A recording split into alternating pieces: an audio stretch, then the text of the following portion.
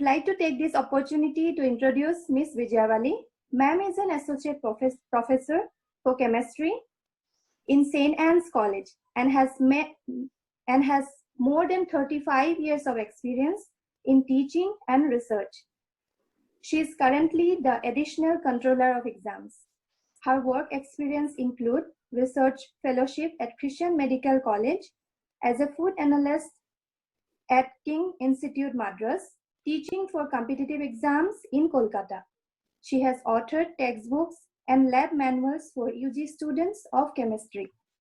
She has also served as head PG Department of Chemistry, coordinator of UGC add-on course Environment Management, editor of college magazine for many years, designed a college prospectus for several years, and edited departmental newsletter. She has been a member of Autonomy Committee for the planning and implementation of autonomy at St. Anne's. She has been a member steering committee for NAAC accreditation for 3 cycles, organized many national and international conferences at St. Anne's College, member IQAC, and as part of preparation for autonomy. She is the recipient of Gratulia Award by Rotrack. Now, I invite Ms. Vijayavalli to shed light on governance and leadership. Over to you, ma'am.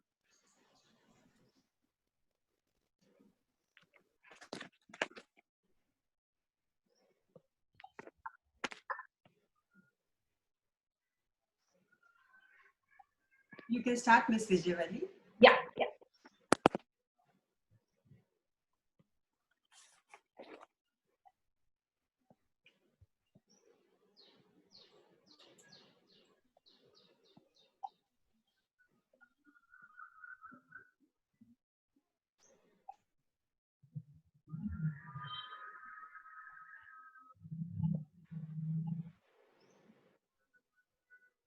Just give me a minute. I'm going to my first slide.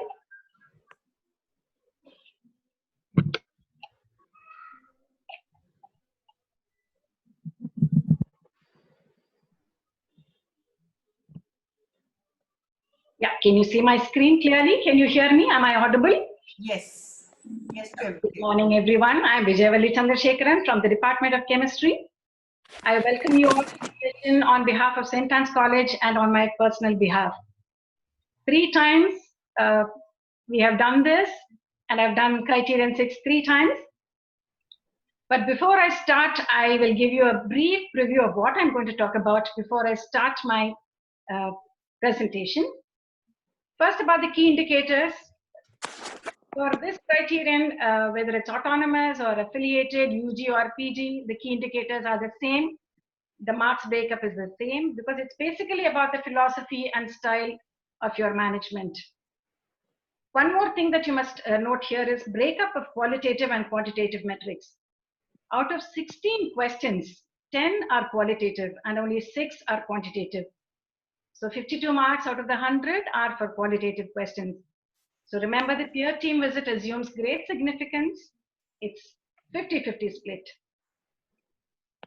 The saying that several heads are better than one has never been truer.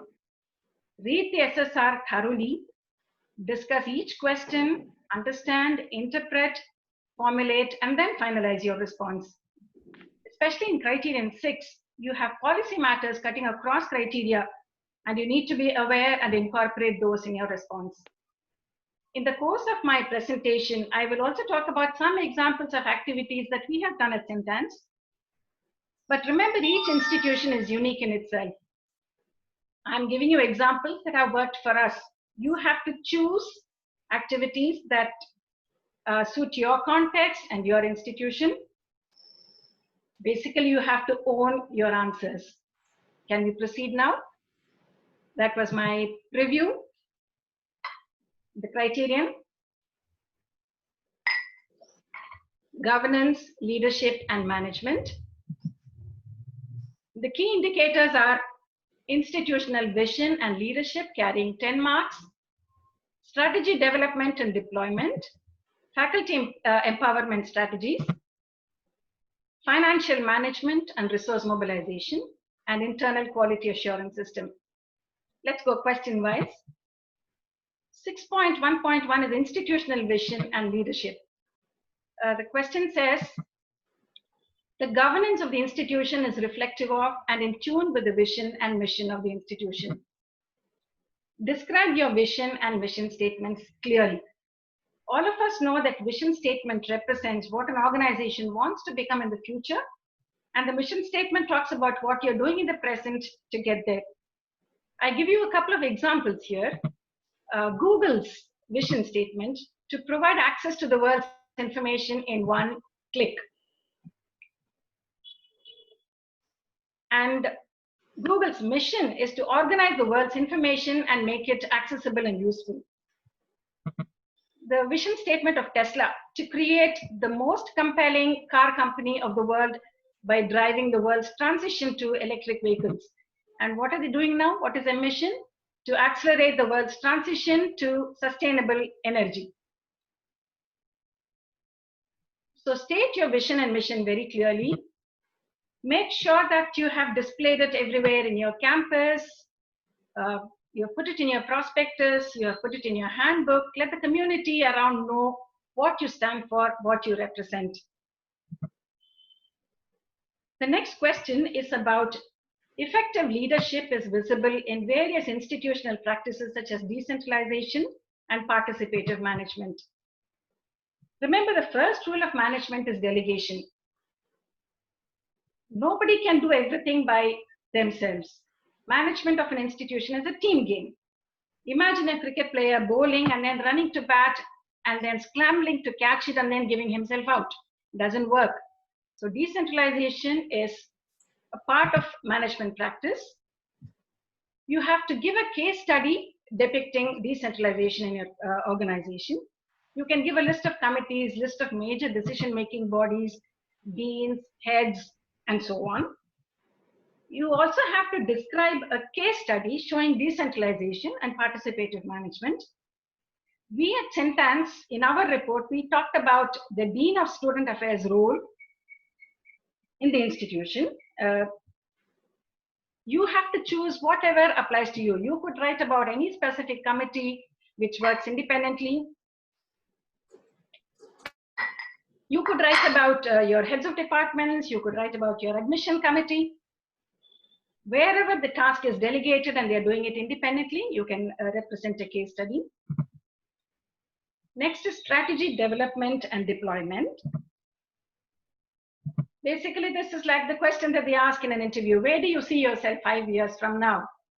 So the institution has to plan its strategy for the next 5 years. Ensure that you put it up on the website. And the question is basically about one activity successfully implemented based on your strategic plan.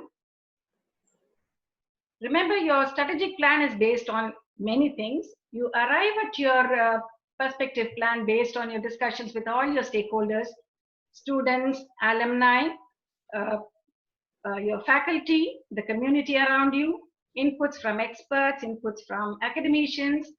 If you've already undergone an NAAC assessment, peer team inputs. So you take together all these things and make your strategic plan and a roadmap. And you have to describe an activity successfully implemented based on this. It could be, for example, introduction of a postgraduate program in microbiology. So describe how you have gone about doing this. Approaching the university for permission, your application, planning for recruitment of faculty, planning for labs, infrastructure, the additional expenses that you're going to incur, the library. So show all these things, whatever you have planned, one activity that you have put in your strategic plan. Like I said, from our example, I can talk about the fact that we were planning to go autonomous in those 5 years. So we described our plan for autonomy. And so the deployment documents have to show whatever you have done to achieve this. Your application, your faculty recruitment plans, your financial outlay, that it has been approved in your governing body and so on. Remember to put up your strategic plan and deployment documents on your website. Documents supporting the implementation of your activity, your minutes of meetings, copies of application, and so on. So describe any activity that you have successfully implemented based on the strategic plan. The next question is about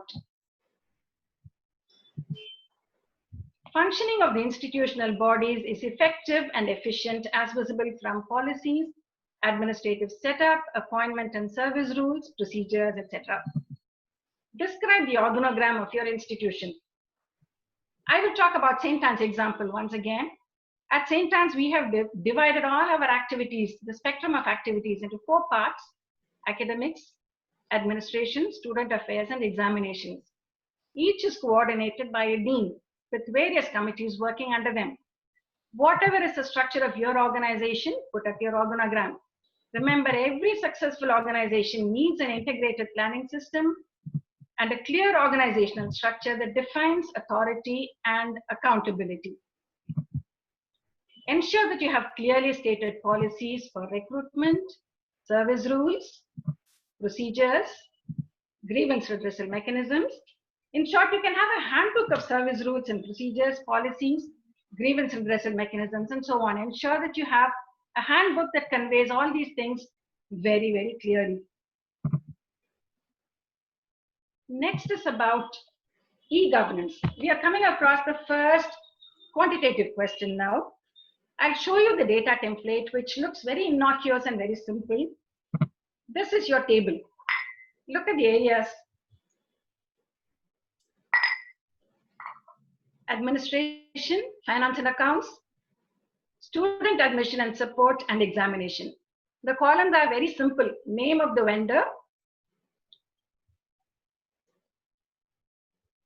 Can you see the slide? Yeah, name of the vendor with contact details and year of implementation. The table looks very simple, but look at what is behind it. You need to have all these things. First of all, you must have a policy document on e-governance. It has to be discussed in your governing body or board of management, and you must have a policy on your automation and e-governance and digitization. You have to show the expenditure under these heads to reflect in the audited institutional expenditure statement. And then after you have done all this, an annual e-governance report has to be presented to the board of management or the governing body. So all these things, starting from policy to your expenditure to your final report, everything has to be there. Ensure that you have ERP document, screenshots of user interface, and bills for expenses incurred. When it comes to screenshots of user interface, as and when you automate and you use your packages or whatever you have incorporated, make sure that you have screenshots as and when you use them. Next, we go on to faculty empowerment strategies.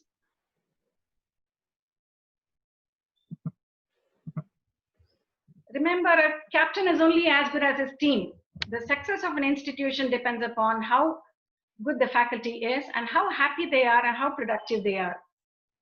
So first, 6.3.1 is about the welfare measures for teaching and non-teaching staff. I have listed out a few here. The list is not exhaustive. Your institution might be doing much more. Make sure that you add it all to your list. I have classified them as professional and personal welfare measures. Professional, facilitating research. You could be providing them with seed money for research, providing them with labs, with chemicals. As a chemistry teacher, I am saying this. You could have a centralized research facility, an instrumentation room, helping improve qualification, and incentivize if they improve their qualification. Some colleges give additional increments for PhDs and MPhils. Ensure that they have internet connectivity for their research activities and teaching activities. Financial support for attending conferences, well-furnished staff rooms. And on the personal note, staff fund, group insurance, personal loan in times of need, fee waiver for wards if they are studying in the institution, health center, subsidized food at the canteen. In fact, I can add a few more. When we talk about the non-teaching staff and the support staff, they are given uniforms. The watchmen are given uniforms. The non-teaching staff are given subsidized food in the canteen. There are many welfare measures that are in place at St.Ann's. Whatever applies to your institution, make sure that you give an exhaustive list of all your welfare measures. Ensure documents to substantiate your claims. Whatever you say it like it is, but make sure that you have documents to substantiate whatever you say. The next one is a quantitative question. I'm showing you the data template here. This is about financial support provided to your faculty for attending conferences, workshops, or for memberships of professional bodies. Like I said before, the table looks very simple. All that it wants to know is the year, name of the teacher, name of conference, and the amount of support. But this is not all. It begins somewhere else. You have to have a policy document on providing financial support. This has to be done in your governing body, that you have made a financial outlay for providing financial support. E-copy of letters indicating financial assistance. Evidence that you have really given them financial assistance. Audited statement of account highlighting financial support. This confirms that you really have done it. The question is average percentage of teachers provided with financial support to attend conferences. So remember, even if I have attended 3 conferences and I have been supported 3 times, I will be counted as 1. So make sure that as many faculty members are given financial support as possible. Remember, documents related to specific teachers may come up during DVV. Speaking from personal experience, when we made the list of conferences attended over 5 years, our list ran to some 40-50 pages. During the DVV, they asked for 5 specific teachers across years, one from 2017, one from 16. So we had to be very, very clear about all these documents. They can ask for anything from these 5 years. Alert number 2, ensure proof of payment. It's not enough if you show cash vouchers.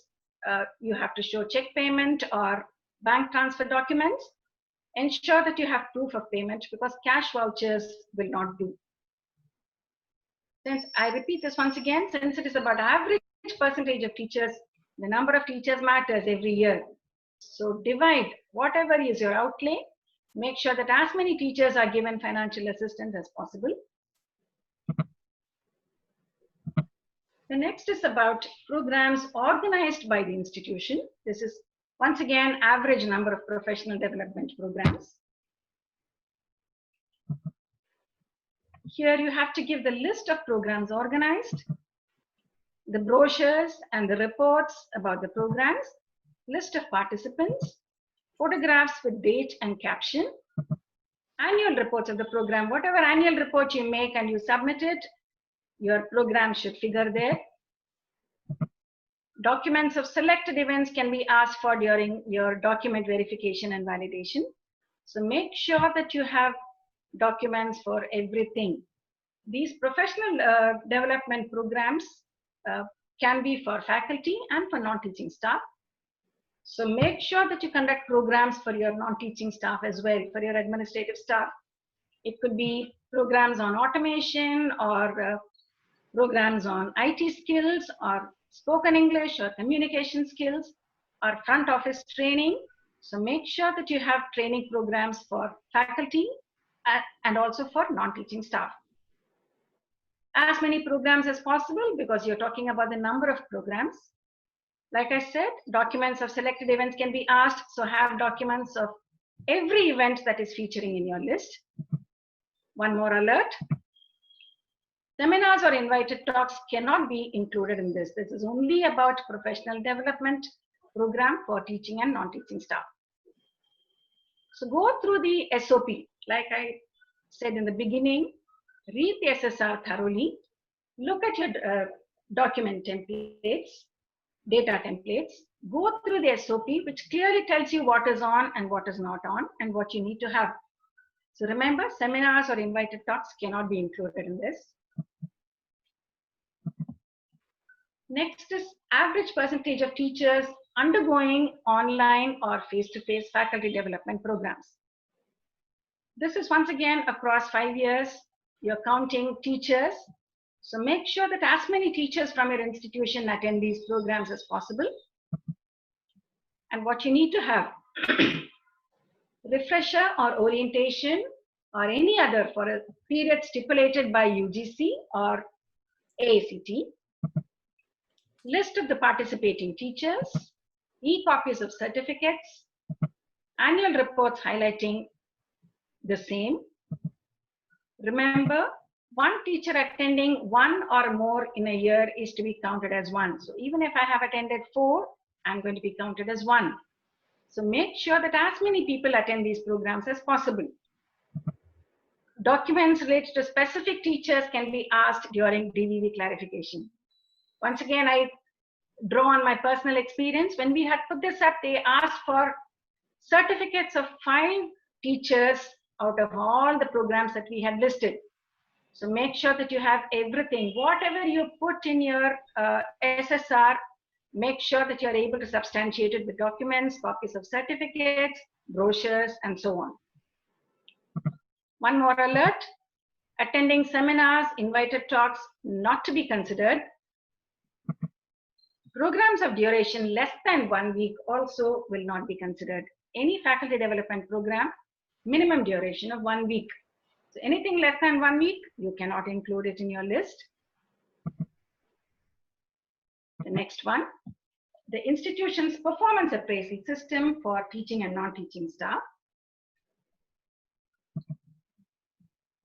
Describe the functioning status of the performance appraisal system for teaching and non-teaching staff.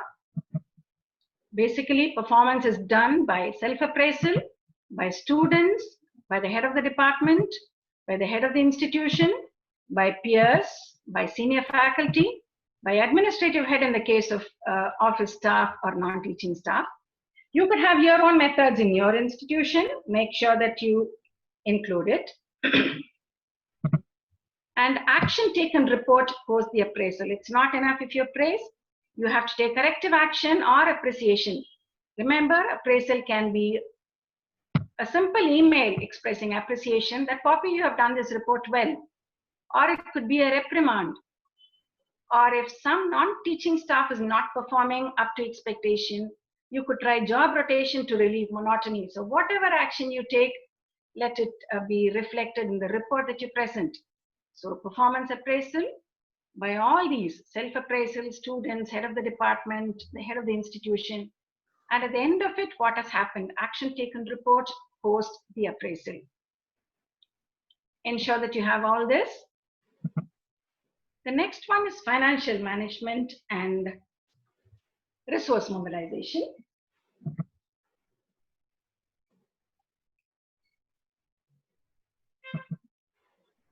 The institution conducts internal and external financial audits regularly. Remember, the integrity of an institution depends on how transparent its financial dealings are. Each institution has its own method of carrying out audits.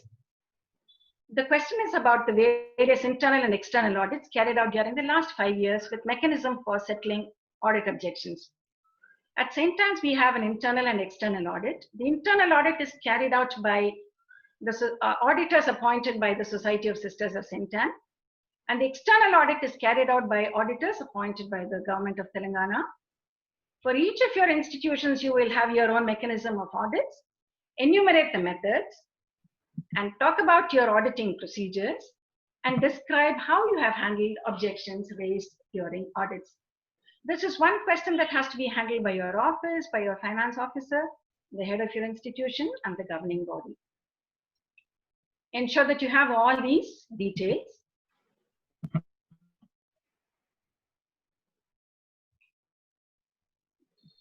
The next is about funds or grants received from non-government bodies, individuals, philanthropists during the last 5 years, which have not been covered in Criterion 3. Remember, for all our events, we need money. All our programs and plans need to have finances.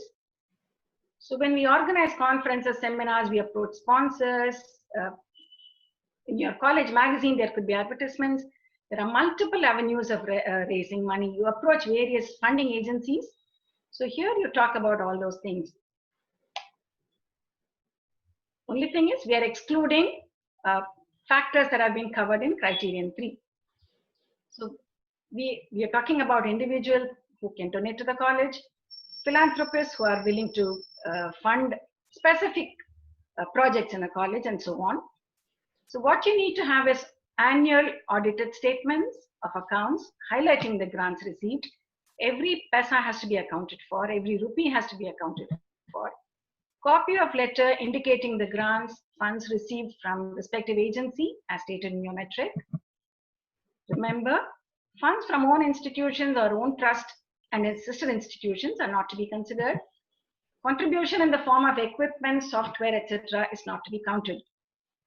But I can tell you one thing, that in St.Ann's, in our report, we included contributions from well-wishers who had instituted gold medals for our students. So we included that amount as part of the grant received. Remember, the more amount, the more funds you generate, the more is your weightage, the more marks you get for this question. So ensure that you're able to tap all resources and raise finances from various agencies. Grants received under criterion 3 are not to be repeated. The next question. Institutional strategies for mobilization of funds and the optimal utilization. Describe the resource mobilization policy and procedures of the institution. Basically, anyone here among the participants who has done thermodynamics will know that nothing comes for free. We need money for everything. If you want to introduce a new course, or if you want to add a room, if you want to buy computers, everything requires money. So basically, the resource mobilization policy is ask anyone who's going to give you money. Tap all agencies, tap all resources. Wherever possible, facilitate your faculty if they are approaching an agency for funding. So describe this resource mobilization policy. Whatever you're doing, verbalize it. Put it before your governing body. Let it be approved in the governing body or board of management. We are going to the last indicator, internal quality assurance system, the IQAC. By now, all of you have established your IQAC. The next question is about how the internal quality assurance cell has significantly contributed for institutionalizing quality assurance strategies and processes. Describe 2 practices institutionalized as a result of IQAC initiatives. Like I said, I'm going to talk about 2 specific practices from St.Ann's College. We had this idea of theme of the year.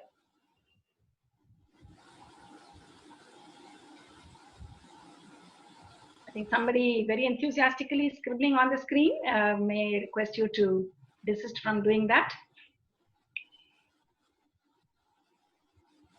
Every year we have a theme and departments carry out activities pertaining to that theme. So there is a connecting thread in all the activities. Apart from the regular activities, we carry out activities pertaining to a particular theme. So theme of the year is one practice that the IQAC has institutionalized. One more thing that I can talk about is increased use of technology in all our areas of operation. So in the 5 years prior to our assessment, we added many LCDs, many smart boards, many classrooms furnished with, the actual number was given by Mrs. Meena when she talked about infrastructure. Many classrooms provided with smart boards, internet connectivity, and so on. Automation, e-governance in many areas of operation. Particularly when we went autonomous, everything in the exam cell was automated. So this was one practice that was institutionalized as a quality measure by our IQAC.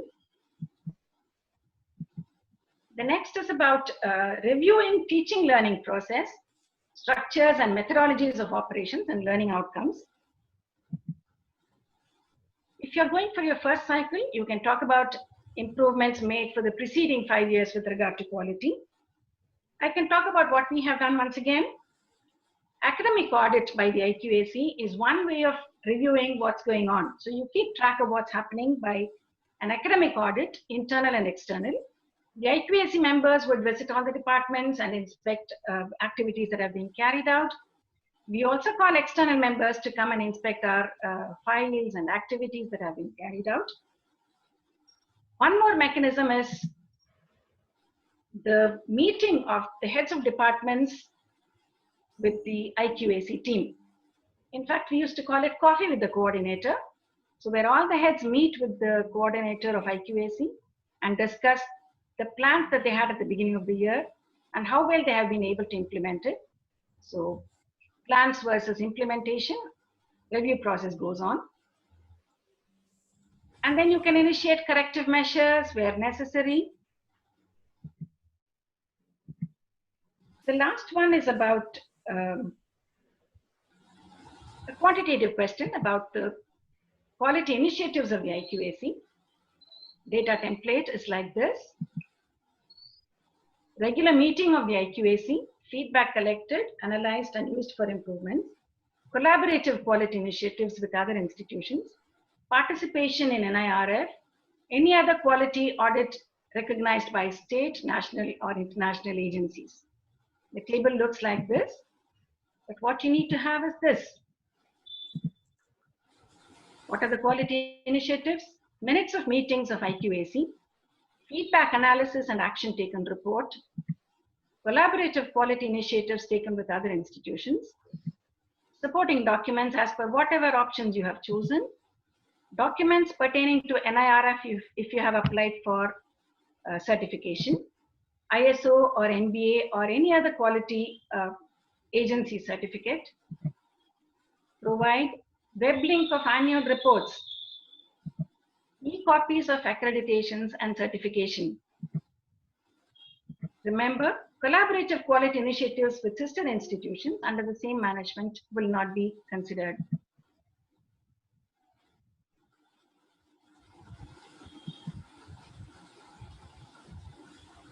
We have come to the end of the questions. What I'm going to do now is remind you of all the policies or matters to be approved or discussed in your governing body or board. Strategic plans, faculty recruitment.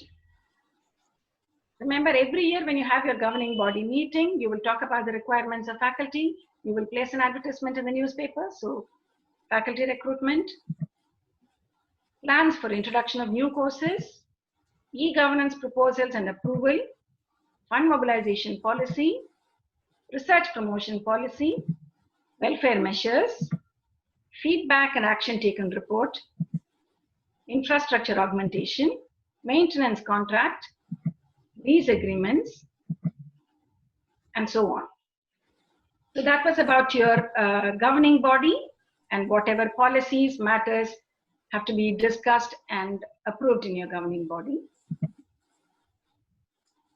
Now we are coming to the end of this, where we are and where we ought to be. I'm going to sum up whatever I said in the next couple of slides. I want you to think about where you are and where you ought to be. And so, state your vision and mission clearly. Let the administration and governance be well structured, organized, and transparent. Let the leadership be competent, accessible, and goal-oriented. At the same time, supportive and participative.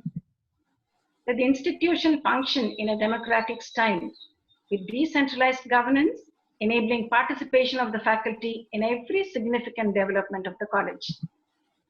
Automate your operations for greater efficiency and transparency. Let there be a conducive work environment with adequate compensation and scope for personal growth. Empower the faculty, help them grow professionally. Put in place welfare measures for their well-being. Through a systematic performance appraisal, ensure that they are giving their best. devise mechanisms for grievance redressal. Like I said in the beginning, see where you are and see where you ought to be. If you've just started your process, you still have time to do all these things and more. Proactively explore all avenues, tap all resources, agencies, sponsors for mobilizing resources. Remember, we need money for new courses, faculty recruitment, infrastructure upgradation, automation, faculty development, welfare measures, green practices. The list is endless. That you proactively explore all possible resources, tap all agencies, approach sponsors for mobilizing funds, prioritize your needs and utilize the funds judiciously, ensure transparent accounting. Raising the money alone is not enough. After spending it, make sure that you have good auditing procedures. Establish your IQAC and institutionalize your quality enhancement measures. Carry out periodical reviews and academic and administrative audits. Through your IQAC's feedback and monitoring mechanism, identify areas of strength and universalize them across departments. Bring in reforms for quality enhancement or corrective measures for areas of weakness. Benchmark yourself against the best by applying for certification by agencies like ISO or NIRF. So decide where you are and where you want to be. Thank you, and wishing you a happy SSR and an excellent grade for your institution. Thanks for your patient hearing. If you have any questions, I'll be happy to take it. Thank you, ma'am. Now I request Lieutenant Lydia, member of IQAC, to take some few questions from chat box.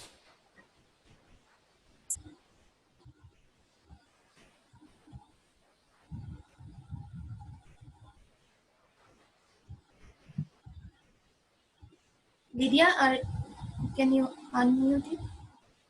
Yeah, is it fine? Poppy, can you hear me? Yes, fine. Thank you, Poppy. Good morning, ma'am. Your Yes, question for today yes. is, by Dr. One- T. Akiraju. A faculty member's financial support for workshop. I'm not. One second, Lydia, just give me time to get you on the screen. I'm not able to see you. Yes, ma'am. Yeah. Can you see me, ma'am? Yes. Okay, your first question is, ma'am, by Dr. T. Akiraju. Okay. A faculty member's financial support for workshop. Okay. Can it be put under funds received? Come again, Lydia. Tell me. A faculty member's financial support for workshop. Okay. Can it be put under funds received? No, it cannot be put under funds received.